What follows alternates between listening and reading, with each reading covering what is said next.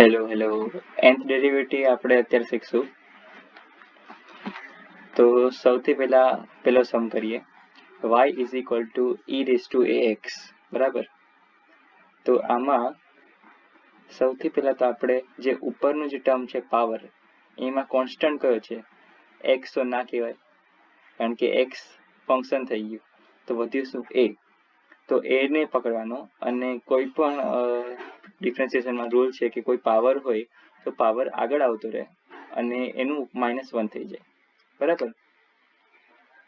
તો પછી હવે અહીંયા આવશે એ આગળ આવતો રહ્યો, અને બાકીનો એઝ ઇટ ઇઝ લખી દેવાનું, e raise to ax as it is, અને એ આગળ, બરાબર. હવે પછી આનું પાછું એકવાર કરવાનું, -1 ના કરતી -1 બીજામાં થાય.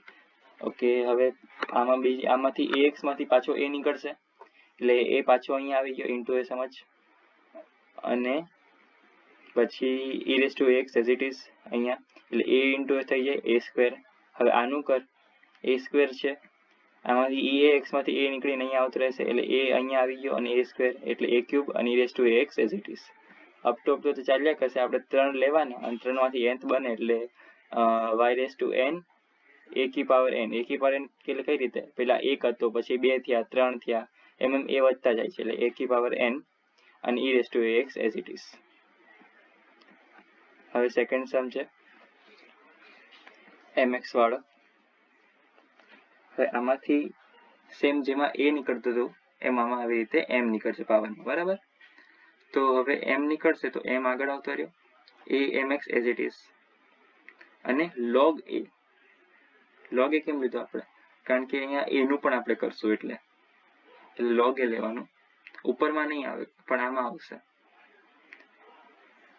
m a mx log a, બરાબર. હવે આનું કરશું તો m તો છે અહીંયા, હવે આમાંથી પાછો m ઉતરશે, એટલે હવે અહીંયા આવતું રહેશે m સ્ક્વેર. આનો પાછું આપણે એનું કરશું, log a 2 વાર થઈ જશે, log a નો સ્ક્વેર, એટલે આ વાળો m સ્ક્વેર, આ બે m ઉતરીને અહીંયા આવ્યો, અને એટલે m સ્ક્વેર થઈ ગયું.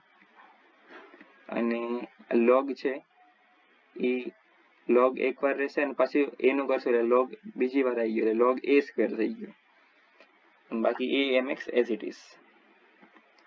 આમાં કરશું સેમ, mx માંથી a માં સાઈડ આવતો રહેશે, પછી એનું કરશું એટલે પાછું log a નીકળશે, એટલે m into m square m3, અને log a power 2 into log a એટલે log 3.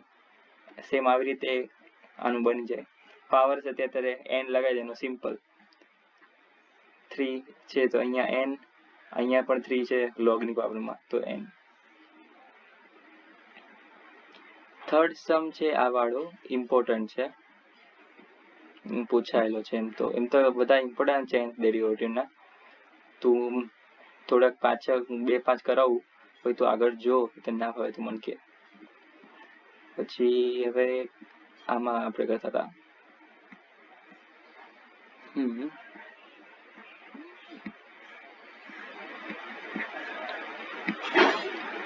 Okay, y x m, બરાબર. m greater than n condition આપી છે.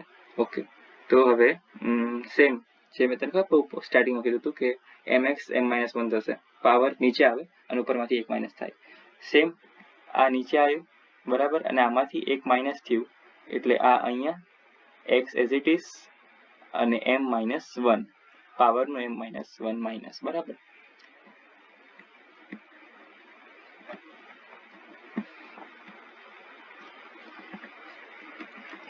પાવર -1.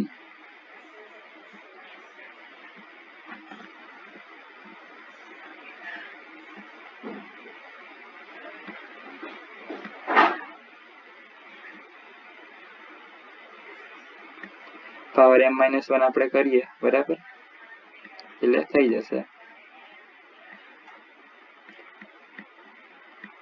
સેમ કરશું આપણે સેકન્ડ સ્ટેપમાં. હવે આનું આપણે કરીએ mx m-1 નું, તો m તો રહેશે, પછી આમાંથી m-1 માંથી આ અહીંયા આવે, બરાબર. એટલે m as it is m-1 આગળ આવતું રહ્યું, એટલે આ એઝ ઇટ ઇઝ છે m-1 આગળ આવતો રહ્યો, અને x ની પાવરમાં હવે વધ્યું m-2 x ની પાવરમાં. ઓકે, પછી થર્ડમાં આનું કરીએ એટલે m as it is m-1 જે આપણે એટલે આ બે એઝ ઇટ ઇઝ રાખવાનું ઉપરના પાછા,